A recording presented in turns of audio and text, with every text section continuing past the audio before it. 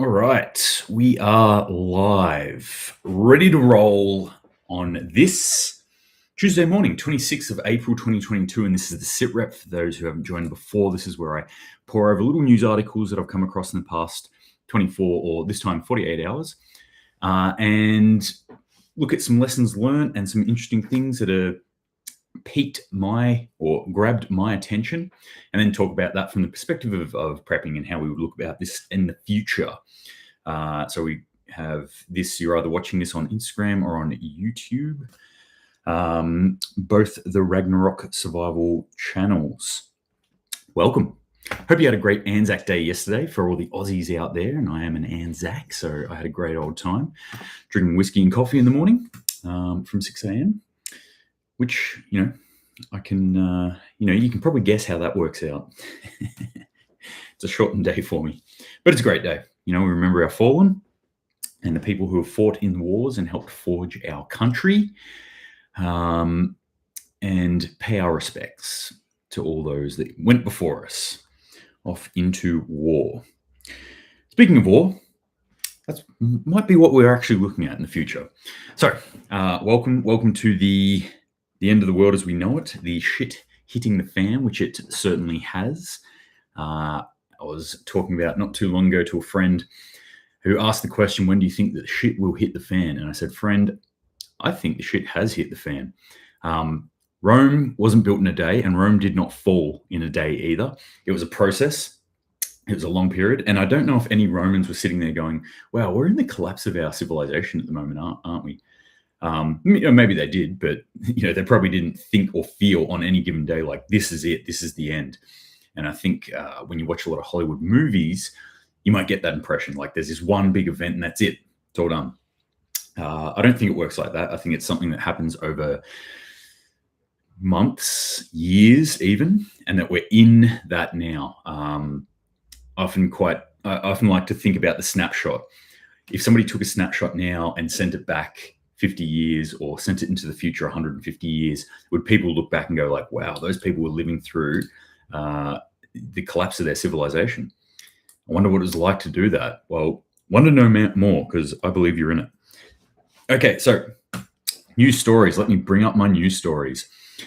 Let's start in Russia and Ukraine. Okay, there's a lot of stuff. Obviously, there's a lot of stuff today. I've got a lot of news stories to go through, so I'll probably just speak very fast on a lot of things and give you a snapshot. Again, what I try and do is give you a snapshot of what's going on in the world. So we're not specifically focused in on any one given issue. We can get a broader perspective of what's actually happening and how it's going to affect us. And my focus is on Australia. So if you're watching this anywhere else other than Australia or New Zealand, adapt it. Okay, Russia, Ukraine. Talks have fallen apart, and I'm getting reports on this from both sides. So again, for people who haven't seen this before, I try and open up my sources of information to all sources. So I'm not just looking at the Western propaganda. I'm also looking at the Russian side of propaganda or the Chinese propaganda, because I think it's interesting what they say. And I think we should be looking at this sort of stuff. It's very interesting. And anytime we try and block this, which Western media sources are trying to do wholesale at the moment, is block all information coming out of Russia. I think that's a terrible idea. You are essentially trying to fight a fight by closing one of your eyes. Bad idea. Okay, so the talks, those peace talks that have been going on, seem to be falling apart. And like I said, from both sides, there was this big hope for a deal that was going to happen. That they could sort of say, all right, look, we're probably going to have to give up that eastern side of Ukraine, but maybe Russia will just back off, and then we can turn the screws on them then, and make sure that they don't do this again. That doesn't look like it's going to happen. In fact, Russia, and I'll get to this in a second, Russia appears to be making some other moves that might actually go outside of Ukraine. Also in this part of the world, for those who can't remember me saying this probably about a week ago, Finland, Sweden look like they are going to join NATO. They are in talks at the moment, and it by all accounts appears to be progressing very fast. But Finland's just actually tapped the brakes on that and eased up a little bit, because they were set to go into NATO in, like, by all reports, in days, not even like weeks or months. they were like fast tracking it. They've just hit the brakes on that so they can actually let Sweden catch up, and they're going to do it as a united front. Finland and Sweden doesn't have any borders, land borders with Russia, but what they have is an island, Gotland, up in there that Russia is eyeballing and would really like to take, I imagine. That would be strategically advantageous, like crazily strategically advantageous if they took Gotland. So they're worried about that. Finland does share a huge border with Russia. So both of these countries are looking to come into NATO, to join Norway in being in NATO. So that's a pretty big deal. How Russia reacts to that is anyone's guess, but I don't think it'll be good. I don't think they'll go like, oh, okay, well, good for them. And I don't think they'll go like, well, that's okay. You know, we're really worried about Ukraine. I think they're going to be concerned about that quite a bit. That puts NATO fairly and squarely like all up against their border, apart from Ukraine and Belarus. So that is increasing tension within that area. I don't think that's a good direction that things. I mean, I think it's, you know, things are going to play out the way they're going to play out. I'm not saying them joining NATO is bad. I'm just saying that's increasing tension within that area, and that's something we need to pay attention to. Again, we have nuclear armed states that we're poking here. On top of this as well, I can't quite find the story right now, but there is a story about US rhetoric about Russia that they're also kind of laying it on thick, and they're doing things like they just sent their Secretary of Defense, who was it? Bilkin just went in there. Where is it? Yes, here it is. Blinken just went in to Kiev and had a chat with Zelensky. So that again is increasing tension as far as Russia's concerned. They're getting more and more apprehensive about what the West is doing in the Ukraine. I mean, the West is very open about what they're doing in Ukraine, but they seem to have stepped it up, at least from my perspective, what I'm looking at. The West is really starting to step it up. We've got the Lend-Lease agreement from the US, which is a huge deal. I've talked about this. This kind of slid underneath the radar, and one of the people that contacts me, a friend who's over in this area, general area, has kept their eye on it, and they're sending me information on this whole Lend-Lease deal that the US is going through, because this is a big deal. They haven't signed anything like this since World War II, essentially, and this is going to give them power to pump as much, like literally as much military might in there as they want, as in goods, not people. So, you know, they're opening the valve and saying, yep, we can throw as much money at this as we can. That's kind of a big deal. And Russia is paying attention to that. I can guarantee it. And they're going, we don't want that. So in other news, Russia has been looking at this, and they have actually apparently started targeting things like fuel depots and train stations and train lines to stop the influx of Western military goods coming into Ukraine and supplying the Ukrainians with capability, fighting capability. So they've focused on that now. They said they were going to. They're actually doing it now. So they're really focusing on that and stopping the West doing it. And they've earmarked already that they're not necessarily going to keep that within the confines of Ukraine. They have said if anyone is supplying these sorts of things, we see those supplies as an act of war, and as such are valid targets. So what the underlying part of that, the subtext of that is, we can attack your trains, even if they're in Poland, we'll attack them. Even if they're in Germany, we'll attack them. So that this is a huge concern. People should be looking at that sort of rhetoric and going like, wow, this is bad. Because like I've said before, as soon as this spills out of sight outside of Ukrainian borders, specifically into a NATO country, Article 5 gets initiated. And as I was explaining yesterday to somebody, I was talking about my medals that I earned when I was in the military. Why have you got that one there? I said, that's a NATO medal. Why have you got a NATO medal? Because I served in Afghanistan. What? Afghanistan's not in NATO? No, they're not. But what happened was on September the 11th, 2001, a force attacked a NATO country, i.e. the US. So the US got attacked, and they then used Article 5 to pull in all these other countries. And as a close ally of the US, we got pulled in as well. So that was what Afghanistan was essentially about, was NATO agreements kicking off. So that's why I'm saying, like, if this thing spills over out into Poland or one of these other NATO countries, then this is huge. This is World War III. Like, officially, the stamp is then put on it, as far as I'm concerned. Yes, so Sweden has also been given assurances back up in the Scandinavian area. Sweden's also been given assurances by other Western countries and NATO countries, and by NATO specifically, that they will be under their protection until they come into NATO. So they're doing the toing and froing at the moment. They're going, yes, we're going to come into NATO. They're sort of dancing around, and the hands sort of slightly moving down towards the butt. And they're like, are we going to get there or are we not going to get there? Well, NATO's just come out and said, look, if you're concerned about, the rhetoric that we're coming out, that we're sitting here talking about you going into NATO, that's going to cause Russia to come in. Well, we're already going to protect you. As far as we're concerned, you're already in NATO, is exactly what they're saying.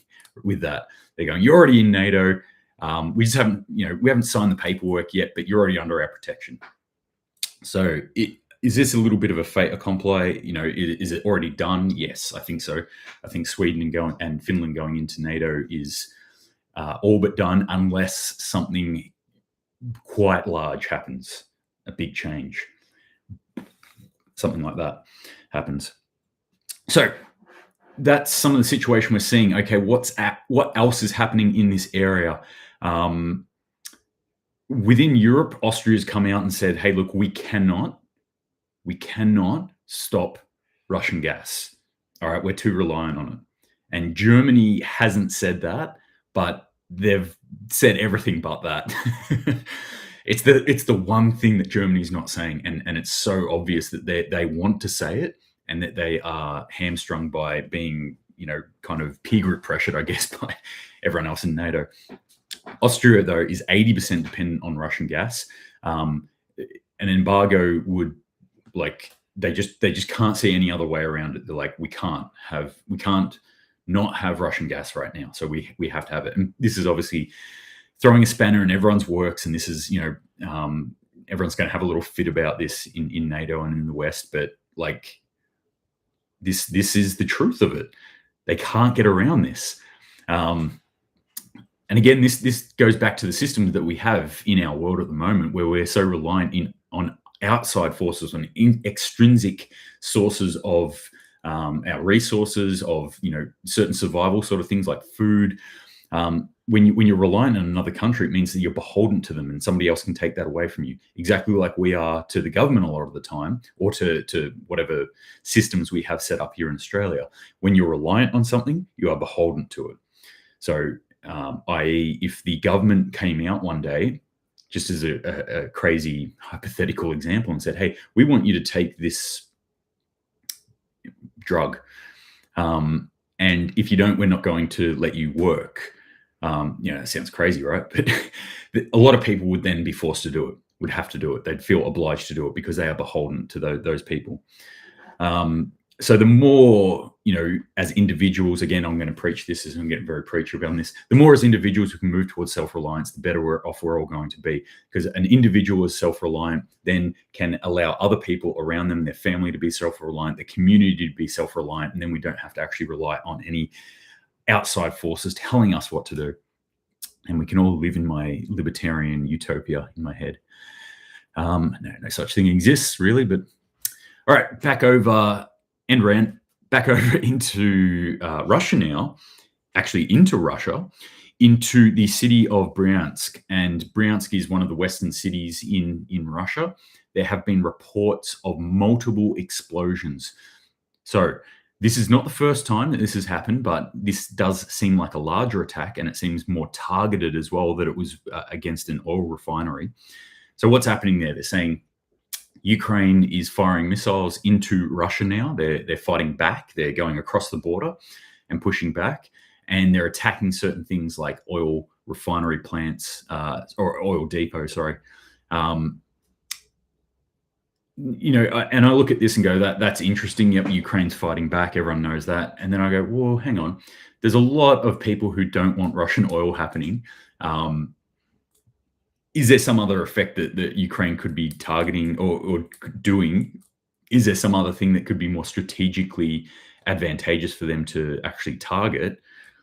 Probably, I would say. So I find it interesting that this oil depot went up in Russia.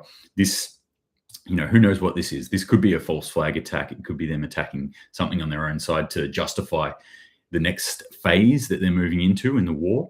It could be other Western forces that are targeting Russian oil in particular to try and stop the bleeding of their useless sanctions at the moment. Or it could be Ukraine just attacking them. I don't know. But it is interesting. I look at that and go, that's quite interesting. It's Russia attacking the rail. US doing funny things. All right.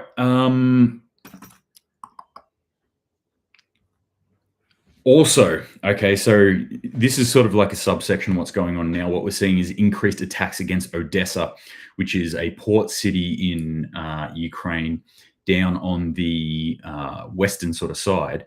And it is important because it is close to another country next to Ukraine called Moldova.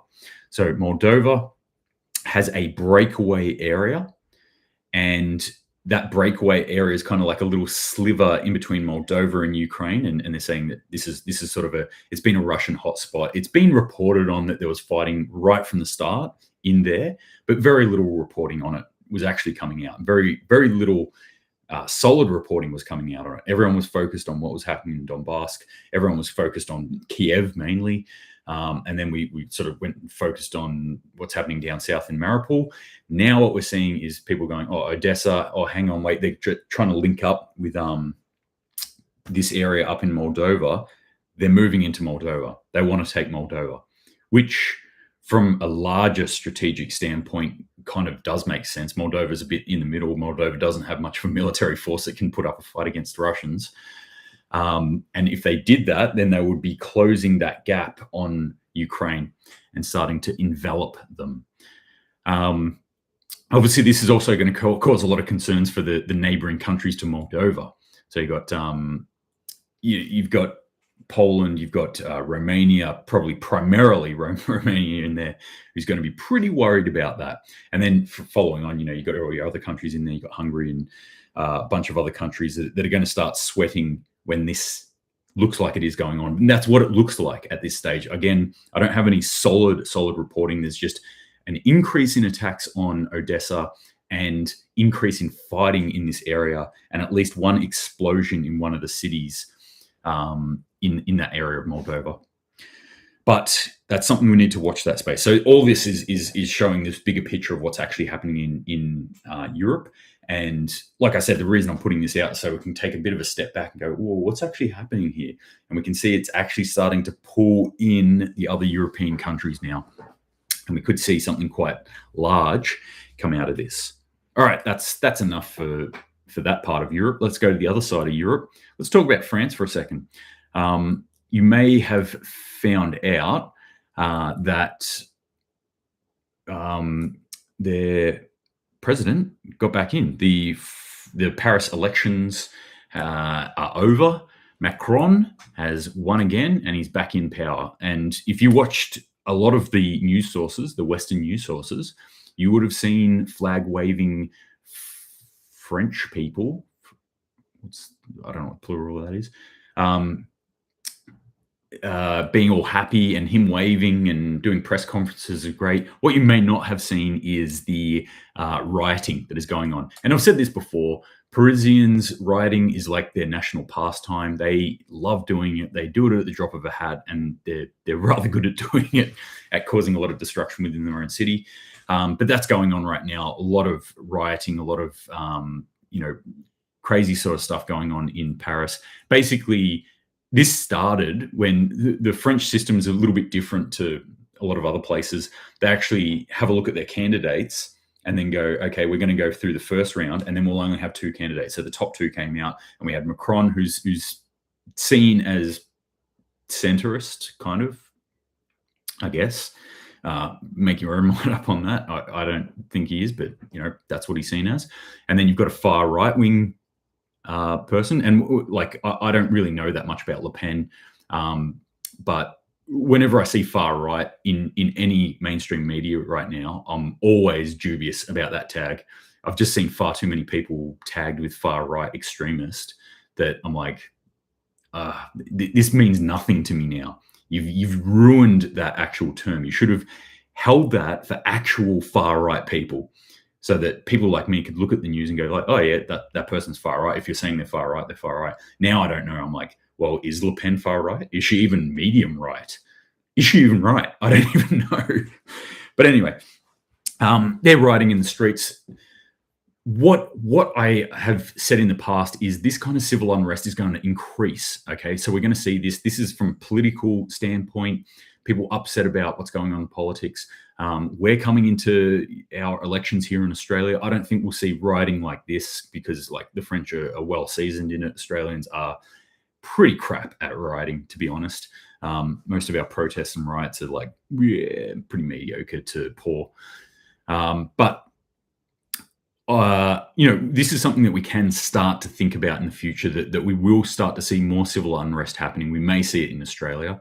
I'm not going to rule it out, that's for sure. And you need to start thinking, if you live around a lot of people, this is one of the risks that can happen. And I always say this, the biggest threat that we face in this world is other human beings. Doesn't matter what else happens. There are other threats that happen. Certainly, there's other things that happen, but the human factor is always a factor. So you need to consider that. You need to think about how to keep yourself safe, or how to avoid these areas altogether. And that's what I would recommend people to do. Avoid public areas if this is something that's going to be happening. Something's going to be building up.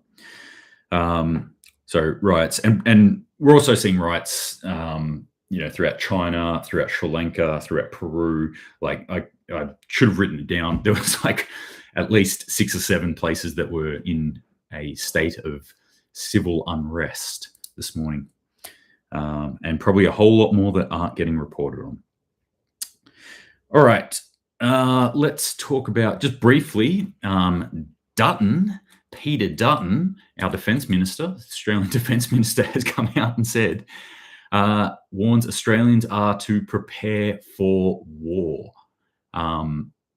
That's some pretty strong rhetoric coming out. I mean, this guy's job is to look after the defence, get more money for defence, to build defence stuff and to build a strong defence. So, of course, he's going to say stuff like this. He's going to say, hey, Australians need to prepare for war. Like, yeah, it's coming. But I don't think he's that far off the mark, to be honest. It's not. The thing is, I don't even really like Dutton. I don't like a lot of the things he's done, but I can't really sit there and fault him about the direction that he's generally heading in with our military. I think he sees the writing on the wall, and he is starting to really express this. There's been a few things that he's done within our military and within the direction of our military that I've actually had to go like, well, yes, I respect that decision. That's a wise decision that you've done there. Namely, like things like dropping certain subcontracts, marking that we need to build our army at least 1/3 bigger, for starters, and sort of maybe trying to curtail a little bit of the wokeism that has infested our military quite strongly. So, he is doing some things there. He's pretty worried. What directly he's talking about here is the thing that's all over the news at the moment, and that I think people should be rightly concerned about, is the signing of the defense agreement between Solomon Islands and China. That puts potentially China, who is potentially a large threat to us, right at our doorstep. If they could set up a forward operating base within that Solomon's area, then they are within striking distance to a vast chunk of Australia and a huge part of our population as well. So that is something that we should all be thinking about and looking at and going, okay, that's something we need to be concerned about, and start acting accordingly, whatever that might look like.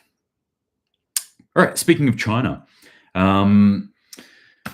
So if you haven't been following what's happening in Shanghai, it's been an absolute shit show. It has been red hot shit show. they it's horrific, some of the videos that are actually coming out there. They are welding people into their apartment complexes, and somebody sent me a video, I can't verify it, but a video of one of these apartment blocks that had caught fire with people welded in there. Like, I cannot think of a worse situation to be in when your own government is doing this to you. People starving, people also, other people who are rich throwing away food, like just all bad things. And they've just earmarked, they've just said, oh, Beijing, you look like you're getting a lot of COVID outbreak. They just gave the thumbs up to do exactly what they did to Shanghai and test everyone. Like mass scale testing. These are huge cities, like scores of millions of people within a pretty short or small distance of each other, living in on top of each other. They're going to test everyone. When they do that, of course, they're going to find COVID. And when they find COVID, they're going to lock that place down. So people in Beijing right now are freaking out, rightfully so. What they're doing with that freak out, I don't think is right. They're going and they're panic buying. They're, apparently like supermarkets are empty. People are, getting panicky, starting to fight each other, doing all the usual sort of panic buying shit that we've seen over the past 2 years. What they need to be doing is get in the fuck city, like get away from people, get out of that area. They need to be doing that now or yesterday or really 2 years ago. That's my recommendation to people. If you were in this sort of situation or even looked like remotely like it was going to head to this sort of situation, get out early. Don't try and get out after they've locked down. It's too late then. And if you leave, early and nothing happened, then half your luck. But if you didn't leave, even 2 minutes too late is useless. You're going to be locked down in that situation, and it's a bad situation to be in. So I think we're looking at the start of Shanghai Mark II in Beijing now, so in the capital. On top of this, Chinese stocks, the yuan, commodities crash. They all went down. A lot of stuff went down, and it was only really Elon Musk who pulled the stock market up by its shoelaces, by its bootstraps overnight. But the Chinese situation, they're looking at the darkest moment that they've had in decades, is what some reports are saying. That their stock market has dropped significantly just on the news. And again, these things are always interesting, especially with the stock market stuff. And I know a lot of people don't really give a fuck about the finance sort of stuff. But as far as I'm concerned, part of prepping is looking after finances and is looking at financial markets as well. That watch how these markets react to pieces of news. That at the moment, what we're seeing in the world is something happens, a piece of news comes out, and the markets go mental. And we've just seen that overnight. Beijing might shut down. Boom, China market implodes. Elon Musk bought, or some fucking rich dude bought some social media country. All of a sudden, US stocks, NASDAQ goes shooting through the roof. People are like, tech, big tech, yes, it's all happening. Tech, oh, let's chuck in crypto. Yeah, that's all good now. Excellent. The only good thing I saw out of this was that gold actually dropped back down below 1900. That's good because I think, anytime it drops, I'm like, ooh, here's a buying opportunity. Unfortunately, the Australian dollar also dropped against the US dollar. So when that happens, that increases the price of the real price of gold for us here in Australia. But gold is cheaper. Skip over these. I think we really need to talk. I've already talked about that. All right, let's talk about shortages, world shortages. For those who don't know, like this food shortage, I keep talking about this every day, and I keep telling people, start your garden, start your food storage. Usually I tell people like, start with 3 days of food storage. And if you haven't got any food storage, start there and then work towards 3 weeks so that you could close your doors, not leave your house. And for 3 weeks, you could feed yourself. generally I say, and as a mark, go for 3 months, because generally when you start getting up to 3 months, you'll have some things in there that you buy more of, and you could probably pad it out and maybe even make 12 months out of 3 month stuff. Well, I'm not saying that anymore. Have 6 months. Have 6 solid months of food on hand, of stored up food in different forms. So usually what I recommend is whatever you've got in your pantry, deep in that pantry, double it, triple it. If you usually have 2 cans of black beans in there, make sure you've got 6 from now on. If you've usually got 1 packet of pasta, make sure you've got 3 packets of pasta now, and start building on that. Start building all of that. And that's what I have. Our pantry at home is a deep pantry. There's just lots of cans, a line of cans, and so whenever I pick something up and I use it, and bang, do that, I throw it in the recycling, and then I log that, and I go, right, I used a can of tomatoes. When I go to the shops, I'm going to go back buy 2 cans of tomatoes now. It's called copy canning, and it just slowly builds up the amount that I have. And that's the way I recommend it, slowly build up. But if you've got the funds, you've got the money to do it right now, I'd say just go out and buy a bunch. Go out and buy more. Look for the sales right now. We've got the food on the shelves, and it's not always going to be there, and it's certainly not going to be the price that it is right now. So go and buy shit.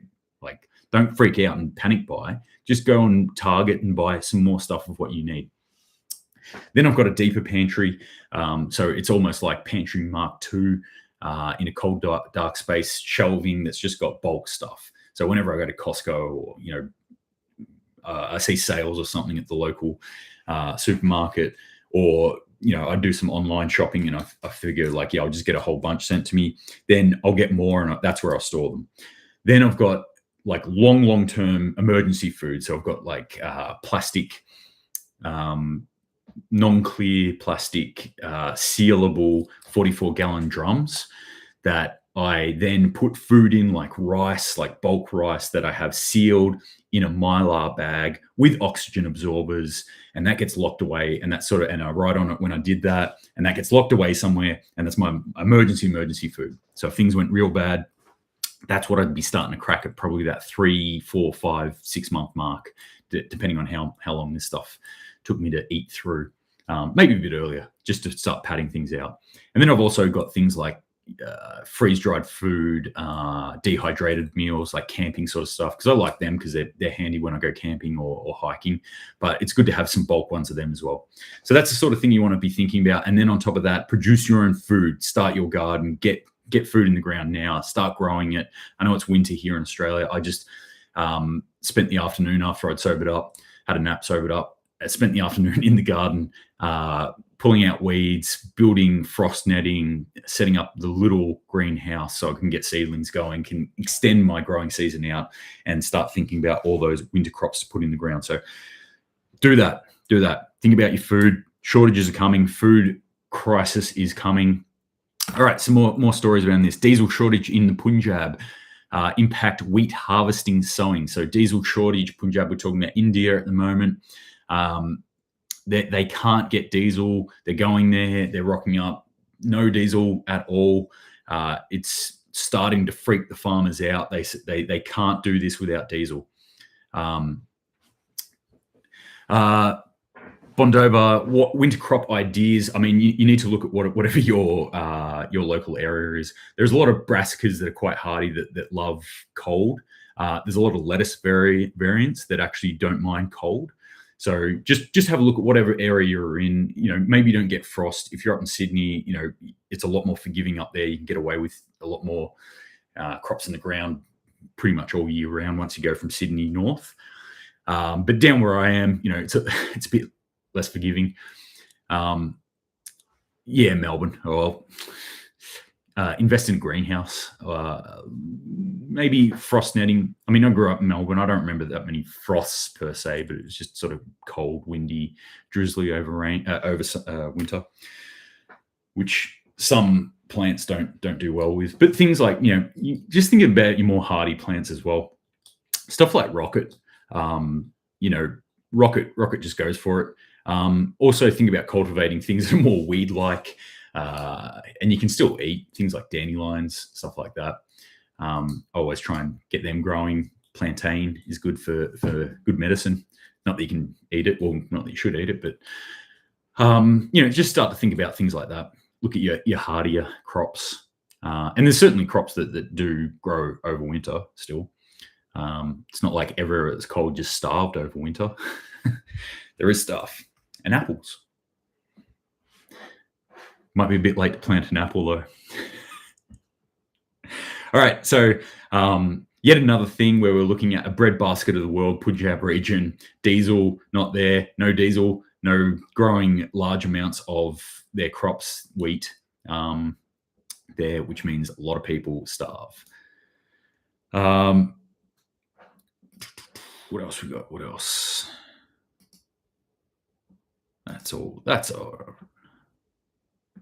I'm not going to talk about that.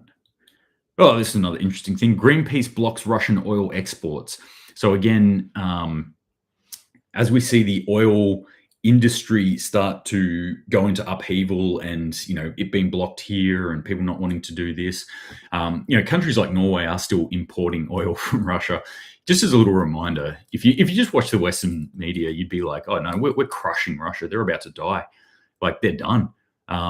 That doesn't appear to be the case at all. They're still selling all their stuff. And even the, Western countries, Norway, still buying Russian oil. So Greenpeace has just done some sort of like blockade of that. They've chained themselves to a ship in Norway because they're still getting oil. Again, this is something that I've flagged. We're going to start to see this and watch for this term, eco-terrorism. Wait till our powers that be start throwing that around. When people who are concerned about the environment, about climate change, and you might have whatever opinion on that you have. I think it's probably rightly concerning that we should be concerned about that sort of stuff, and at the very least about how we utilize our resources. But wait till they start being the enemy.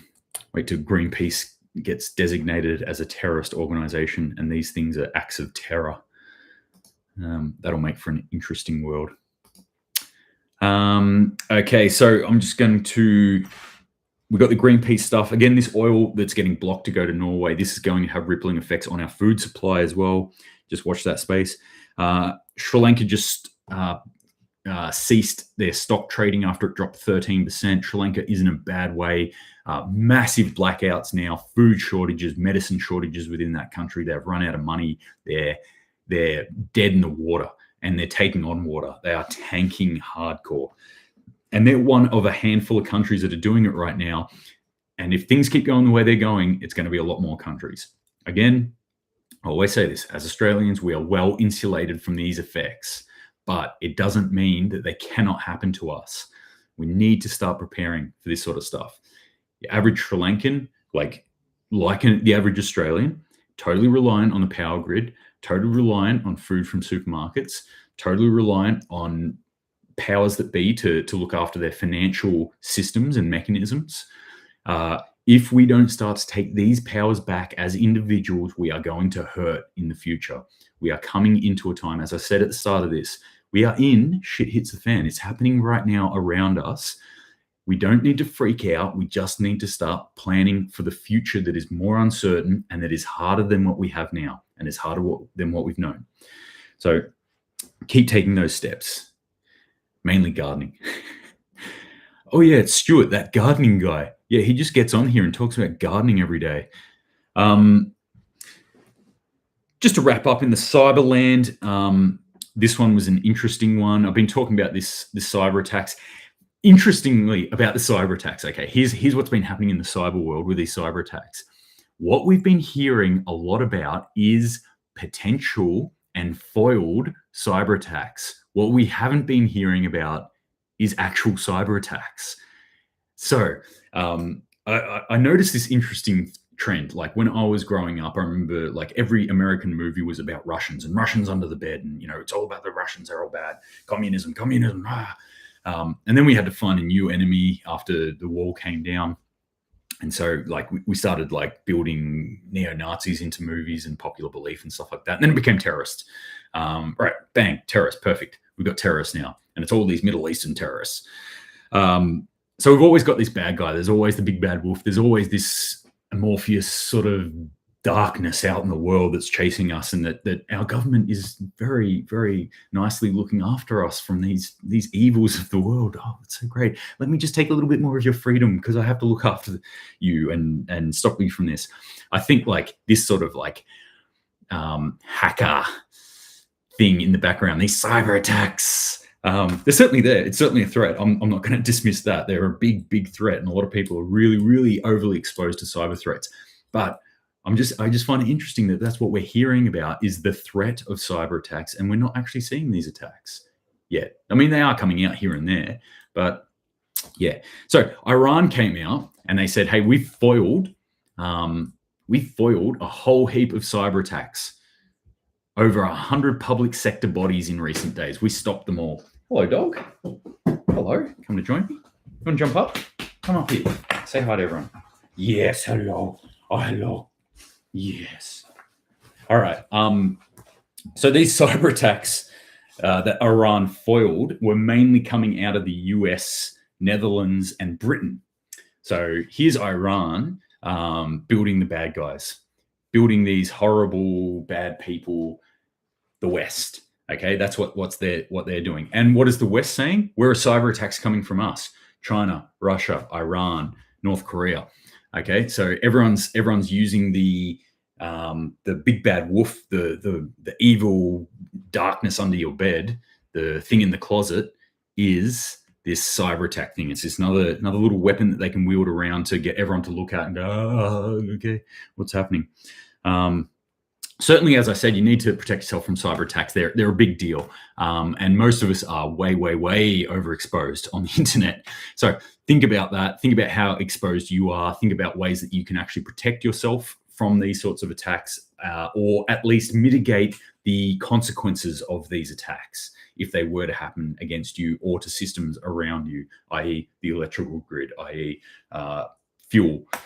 So just another interesting thing that popped out to me, and I think it's worth keeping our eyes on. Like, just remember, when I'm saying this sort of stuff, what I'm trying to encourage here is not just to look at the news, not just to look at the stories in of themselves, then just ask the next layer down, go, why are they reporting on this? Okay. Gone are the days, I believe, where news organizations are just like, whoa, this is important. People need to know the truth. Here's the story. There's this other filter that happens. Whoa, here's an interesting story. People need to know the truth. Also, should they know the truth? Or what would this say if we put it out? So, that's what I try and do with all these stories, with all this stuff that I look at. I'm always thinking about that next layer down and going, okay, what are they actually trying to say when they're putting this out? Who's trying to say what as well?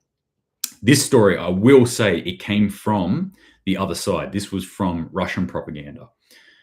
Russia, Iran, could be some strong ties there. All right, so that is it. I got this tickling feeling like there was something else I wanted to talk to you about today, and I cannot remember what it was. It's definitely not Johnny Depp. I do not give a shit. I mean, I do give a shit, but like not in the world sense. It's definitely not Musk buying something. All right. I'll wrap it up there, gang. So a lot of stuff in the last 48 hours, a lot of stuff happening. There'll continue to be a lot of things coming in at you at the moment. As I say, my ultimate recommendation is don't freak out. Just understand where we are as a society right now and where we're moving towards and what's actually happening in our world. And then take control of what you can. Take control of yourself. Take control of how you react to the situation that we're seeing in the world. You don't need to freak out right now. Trust me, when I believe that you need to freak out, I'll get on here and I'll say, freak out. Now's the time to hit the button. We just need to be actively moving towards self-reliance. That's my belief, okay? That's my belief that I'm trying to push on you. And if you disagree, that's fine. And I really welcome you to disagree with me and let me know that.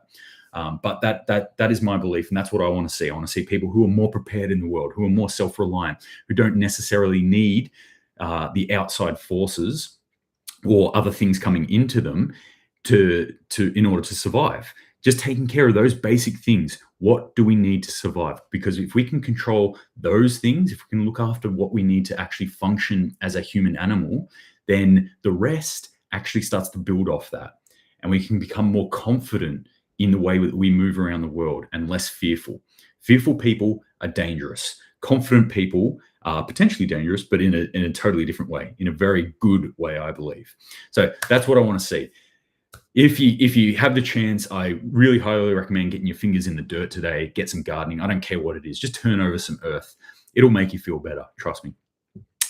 Apart from that, gang, if you've got any questions, please feel free to shoot them through to me. I really appreciate your questions. I really appreciate anyone throwing anything to me, like the nice comments. I love the nice comments. People appreciating this sort of stuff that I'm doing. I really love seeing people's preps as well. If you want to talk about where you're prepping, what you've done, what you've achieved, what you feel like you might be lacking, or where to go, if you need some advice or anything like that, I'm here.